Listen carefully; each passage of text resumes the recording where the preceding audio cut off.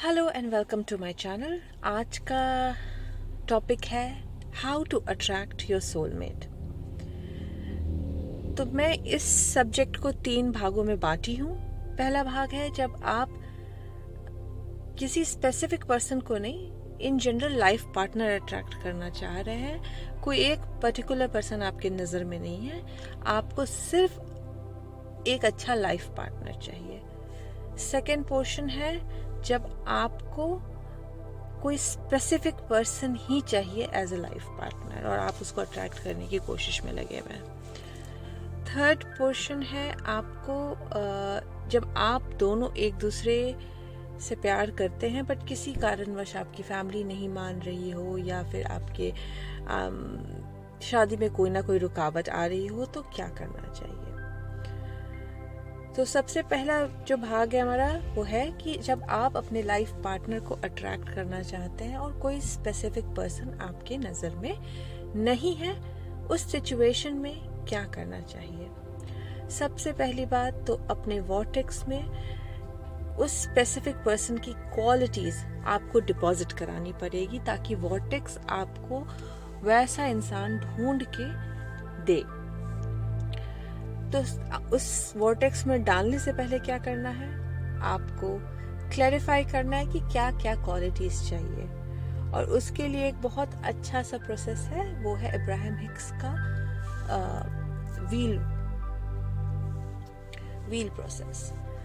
उसमें क्या करना है, आपको एक सर्कल बनाना है, सर्कल के बीच में एक छोटा सा सर्कल और बनाना है और उस छोटे से सर्कल में आपको लिखना है माय परफेक्ट पार्टनर या मेरा परफेक्ट जीवन साथी।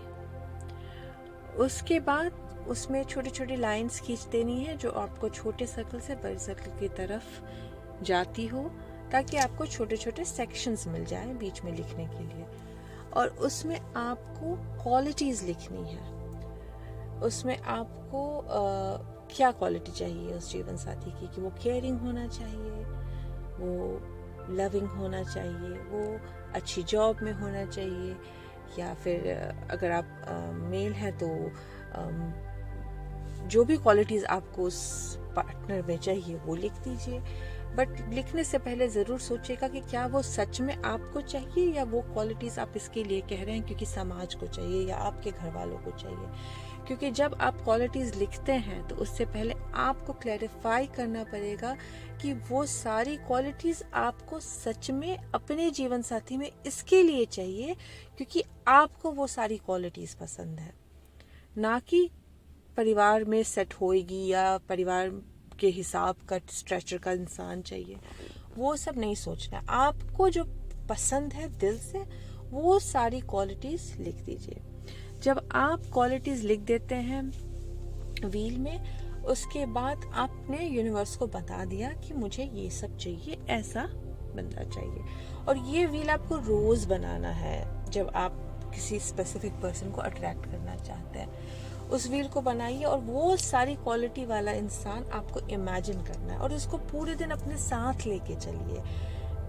लोगों को बताने की ज़रूरत नहीं है वरना लोग थोड़ा अजीब समझेंगे आपको।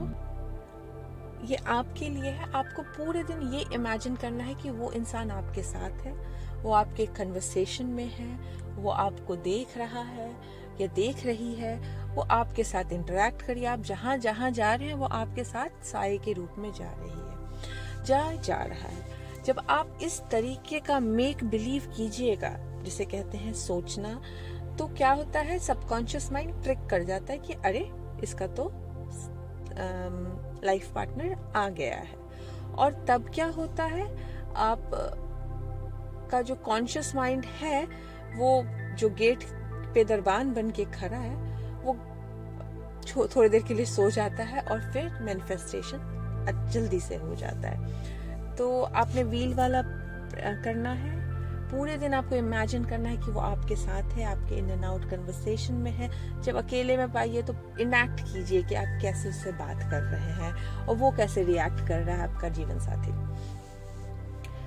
रात को सोने से पहले एफर्मेशन ज़रूर सुनिए। एफर्मेशन जो करना होता है वो आपको बस रात को लगा देना है और आप सो जाइए, क्योंकि आपको जागे में अफर्मेशन उतना काम नहीं करता है जितना आप सोए रहते हैं तब करता है। अगर आप अपना रूम किसी और के साथ शेयर करते हैं तो हेडफोन लगा के सुनिए और 1-1.5 घंटे बाद आपको नींद आ ही जाएगी जब तक अफर्मेशन चालू है हल्की साउंड में, और अफर्मेशन आपके सबकॉन्शियस माइंड में वो काम करना शुरू कर देता है।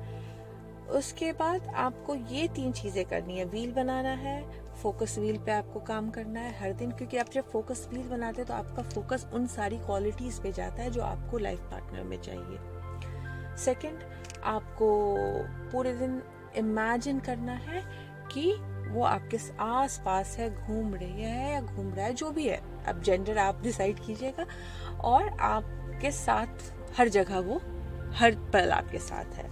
थर्ड, आपको करना है अफर्मेशन सुनना है सोते समय, मतलब बिल्कुल नींद लगने लगे तो आप अफर्मेशन लगाइए और कान पे लगा के हेडफोन सो जाइए। अगर आप रूम में अकेले हैं तो बहुत ही अच्छा, मोबाइल या किसी भी लैपटॉप या कंप्यूटर पे आप कोने में लगा दीजिए और सो जाइए। आपको मेडिटेशन तो करना ही है। मेडिटेशन के समय देखिए, मेडिटेशन अलग चीज़ है और विजुअलाइजेशन अलग चीज़ है। मेडिटेशन तो आप खुद के इनर बीइंग से मिलने के लिए कर रहे हैं, बट विजुअलाइजेशन जो करते हैं वो विजुअलाइजेशन में आप इमेजिन कर सकते हैं कि आपको कैसे लाइफ पार्टनर चाहिए। जनरली मैं जो पर्सनली विजुअलाइज करती हूँ, मैं सोने से पहले थोड़ी देर ज़रूर सोचती हूँ कि मेरी आगे की लाइफ कैसी होने वाली है और मुझे जैसी लाइफ चाहिए वो मैं विजुअलाइज करती हूँ। जब मुझे लगता है कि मैंने अच्छा विजुअलाइज कर लिया, ये अच्छा पसंद आ रहा है, वो पसंद आ रहा है, खुश हो रही हूँ जब विजुअलाइज करके, उसके बाद मैं अफर्मेशन लगाती हूँ कान में। अब जैसे मैं अफर्मेशन लगाने वाली हूँ उससे पहले मुझे नींद आनी चाहिए, अदरवाइज मैं कुछ और करूँगी, फोकस व्हील कर लूँगी या कुछ लिख दूँगी अच्छा, जिससे मेरा और वाइब्रेशन हाई हो जाए, और फिर मैं अफर्मेशन लगा के सो जाती हूँ। तो ये अगर आप ये 3-4 चीज़ करते हैं तो आप ऑटोमेटिकली लाइफ पार्टनर अट्रैक्ट करना शुरू कर दीजिएगा। वो प्रोसेस शुरू हो जाएगा और बिल्कुल 100% आपको विश्वास रखना है। सेकेंडली, आपको उसके नहीं होने पे ध्यान नहीं देना है, क्योंकि जो सब्जेक्ट होता है वो यही होता है कि मुझे ये चाहिए और वो अभी नहीं आया है। तो जब आप नहीं आया पे ध्यान दीजिएगा तो जो चाहिए वो कभी पूरा नहीं होता है। तो आपको इस चीज़ पे ध्यान देना ही नहीं है कि वो नहीं आया है, और इसके लिए जो पूरे दिन मैं कह रही हूँ, इमेजिन कीजिए कि वो आपके साथ घूम रहा है, बात कर रहा है, तो इसका मतलब है कि आपको डाउट नहीं होगा उस चीज़ पे, और तब वो चीज़ बहुत आसानी से मैनिफेस्ट हो जाएगी। ये तो रहा पहला भाग। सेकंड है, जब आप कोई स्पेसिफिक पर्सन को मैनिफेस्ट करना चाहते हैं तो आपको क्या करना होगा। आपको अगर मान लीजिए कोई आपका बॉयफ्रेंड था जिससे झगड़ा हो गया, अलग हो गया, या फिर आपका बॉयफ्रेंड था किसी कारणवश अलग हो गया, या हस्बैंड से रिश्ता टूट गया मगर आपको आज भी वो हस्बैंड चाहिए, या जो भी XYZ जो भी रीज़न है, या आपकी गर्लफ्रेंड थी आपको छोड़ के चली गई और वो आपको चाहिए वापस, उस केस में आपको उस इंसान के लिए एक बुक बनानी पड़ेगी, और उस इंसान की जो भी क्वालिटीज़ हैं, अच्छी क्वालिटीज़, क्योंकि सबसे पहले तो चूंकि अगर आप ब्रेकअप से गुजरे हैं तो आप बहुत दुखी होंगे या बहुत उदास होंगे, तो पहले तो वो बंद कीजिए। आपको खुश रहना है नो मैटर व्हाट, क्योंकि आपकी खुशी का रीज़न वो दूसरा इंसान नहीं होना चाहिए, क्योंकि आपकी खुशी सिर्फ आपके सोर्स पे डिपेंड करनी चाहिए। आपकी खुशी का कारण आपका अलाइनमेंट होना चाहिए, ना कि कोई दूसरा पर्सन, क्योंकि जब आप अपनी खुशी की चाबी किसी दूसरे के हाथ में पहुंचा देते हैं कि वो हंसे तो मैं हंसूंगी, वो रोए तो मैं रोऊंगी, या उसके मूड पे मेरी खुशी डिपेंड करती है, तो क्या होता है, वो बहुत फ्लक्चुएटिंग वाइब्रेशन में आप आ जाते हैं और वो कभी भी आपको 100% खुशी नहीं दिला पाएगा।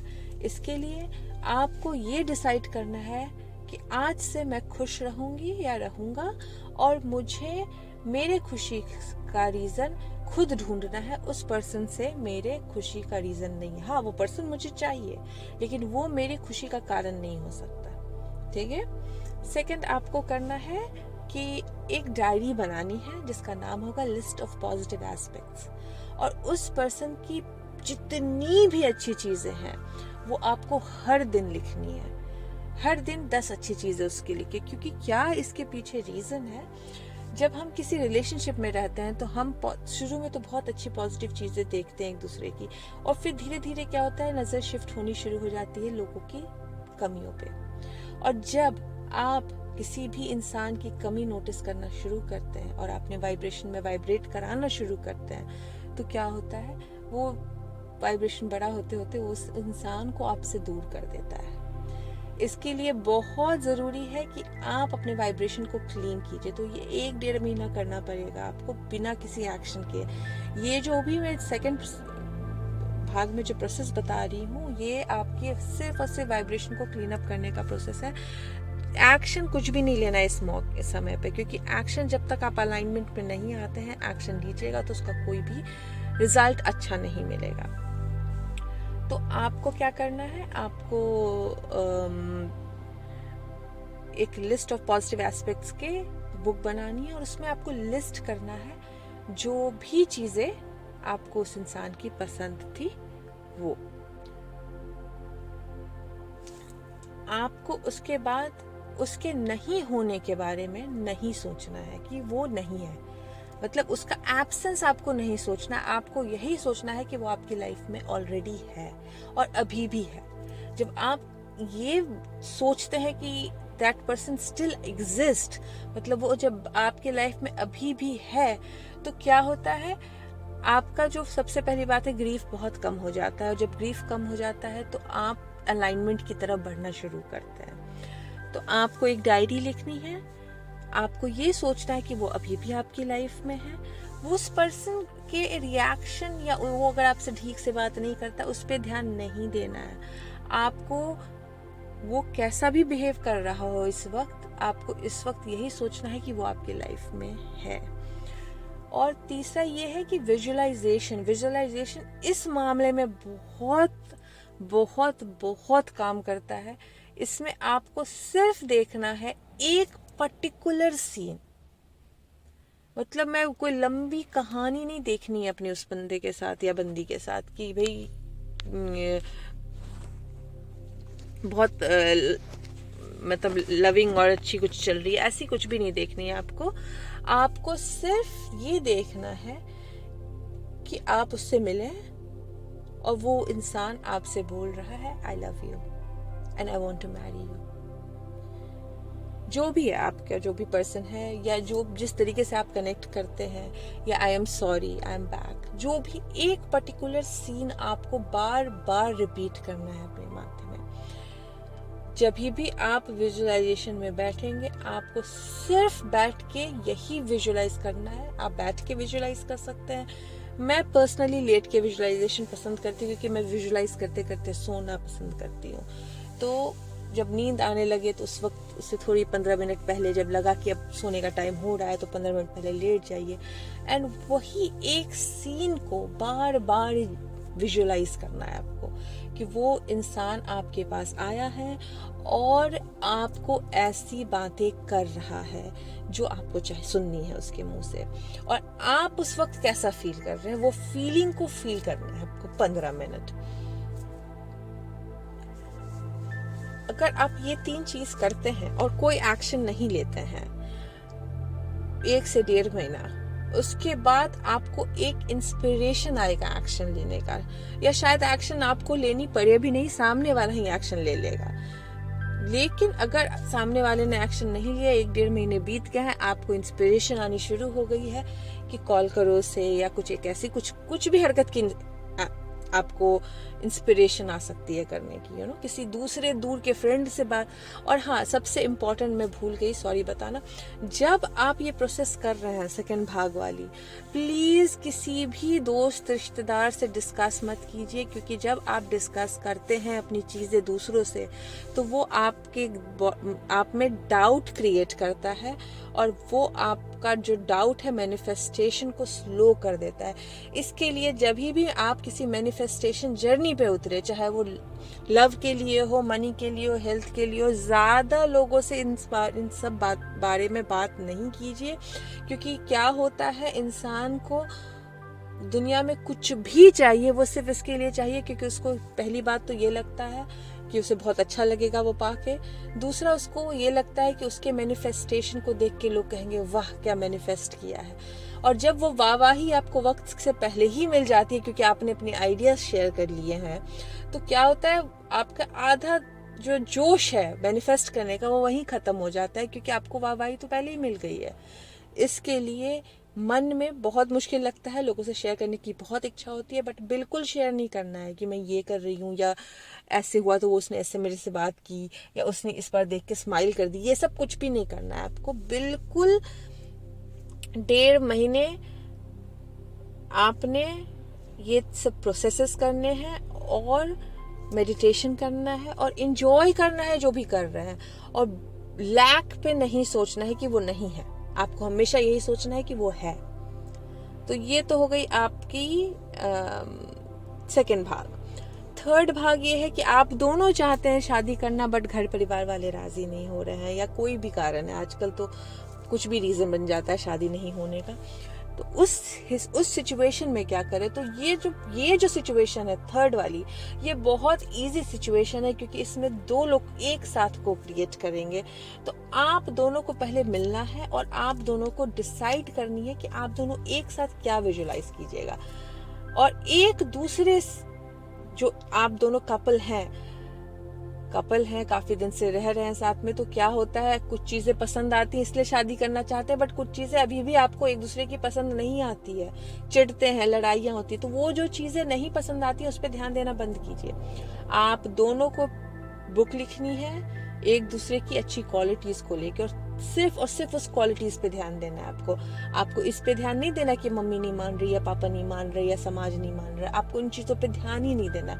एक दूसरे की अच्छी क्वालिटीज लिखना शुरू कीजिए उस बुक में। सेकेंड चीज, आप दोनों को ये करना है कि आप दोनों को भी एक दूसरे से रिलेटेड, जैसे अब आप विजुअलाइज कीजिएगा कि मम्मी ने बोला हाँ बेटा जाओ शादी कर लो, मुझे कोई प्रॉब्लम नहीं है, तो फिर बहुत बड़ा जंप हो जाता है। वो उतना बड़ा विजुअलाइज कीजिएगा तो वो दिल ही नहीं मानेगा, क्योंकि आपको पता है कि आपके घर में आपकी माँ नहीं तैयार हो रही है। अगर एक एग्जाम्पल दे रही हूँ, मुझे नहीं पता क्या सिचुएशन है। इस सिचुएशन में क्या है, आपको थर्ड पर्सन सोचना है, एक जनरल होके सोचना है। और जनरल होने के लिए आपको क्या करना है, एक ऐसे इंसान के घर पे आप कार्ड देने जा रहे हैं जिसको आप हार्डली जानते हैं, और वो पूछ रहा है आपसे कि बेटा ये शादी लव मैरिज है कि अरेंज मैरिज है, और आप बोलोगे नहीं अंकल है तो लव मैरिज ही, लेकिन अरेंज्ड हो रही है। या तो क्या होगा, वो बहुत सिंपल सा क्वेश्चन है, क्योंकि वो शायद सरनेम देख लेगा या कुछ भी देख लेगा। एक आपको खुद से बनाना है जो आपके लिए पाथ ऑफ लीस्ट रेजिस्टेंस होगा, वो एक सिचुएशन क्रिएट करनी है आपको। और आप दोनों को एक साथ, डिफरेंट इंसान हो सकता है, अब लड़की वाले थोड़ी जाएंगे लड़के वाले के यहाँ कार्ड, जो आपके रिश्तेदार हैं आप उसके लिए सोच लीजिए, वो जो आपके रिश्तेदार है उनके लिए सोच लीजिए। रिश्तेदार में ज्यादा अगर आपको रेजिस्टेंस मिल रहा है तो आप फ्रेंड के रूप में सोच लीजिए, जो आप दोनों का कॉमन फ्रेंड है उसके पास आप दोनों एक साथ गए हैं और बोले हैं ये तैयार हो गए, ये मान गए, और ये रहा हमारी शादी की कार्ड। ऐसा कुछ देख लीजिए आप कि ये रहा हमारा शादी का कार्ड, या ऐसा कुछ। और ये एक ही सीन विजुअलाइज करना है, एक ही सीन बार बार बार बार जब आप विजुअलाइज कीजिएगा तो महीने 1.5 महीने में ही काम हो जाता है। और खुश रहना है, एंजॉय करना, और प्लीज अपने एक दूसरे की गलती निकालना बंद कीजिए, क्योंकि इन 1 से 1.5 महीने में आपको सिर्फ एक दूसरे की अच्छी चीजों पे वाइब्रेट करना है। क्योंकि जब आप अपना वाइब्रेशन पॉजिटिव कर लेते हैं, जब आप दूसरे बंदे के प्रति हम हर एक क्वालिटी पे आप पॉजिटिव सोच रहे हैं, और जब आप उस वाइब्रेशन से अपने घर के आसपास के लोगों के साथ घूम रहे हैं, तो आपका जो वाइब्रेशन वो इन्फेक्शन की तरह फैलेगा दूसरे लोगों पे, और धीरे धीरे सबकी जो मेंटालिटी है वो चेंज होना शुरू होगी उस इंसान के प्रति। जो मना कर रहे थे वो धीरे धीरे क्योंकि वाइब्रेशन जो है ना बहुत इन्फेक्शियस है, इतनी जल्दी फैलता है कि आपको पता भी नहीं लगेगा। होता क्या है, जब रिलेशनशिप में रहते हैं 4 चीज़ अच्छी लगती है बट 5वीं चीज़ आपको बुरी लगती है, और आप फिर आपके मन में भी वो वाइब्रेशन चल रहा है। अब आप मिक्स वाइब्रेशन लेके परिवार वालों के पास जाते हैं तो परिवार वाले तो ऐसे ही नेगेटिव हो रखे, प्लस आपसे मिक्स वाइब्रेशन मिल रहा है, तो उनको तो ना कहना ही कहना है। आप पहले वाइब्रेशन को पॉजिटिव कीजिए। परिवार वालों के साथ कुछ डिस्कस करने की ज़रूरत है नहीं, आप सिर्फ पॉजिटिव होकर वाइब्रेट कीजिए। आप अपने विशेस पे स्ट्रांग रहिए और देखिए कैसे परिवार वाले मानते हैं। होप ये सब आप लोगों के लिए हेल्पफुल हो, और प्लीज़ मुझे कमेंट करके बताइए अगर कुछ अच्छा होता है, क्योंकि जब मुझे आप लोगों की तरफ से कमेंट मिलता है ये बताने को कि कुछ अच्छा मैनिफेस्टेशन हुआ है तो मुझे बहुत खुशी होती है। Thank you.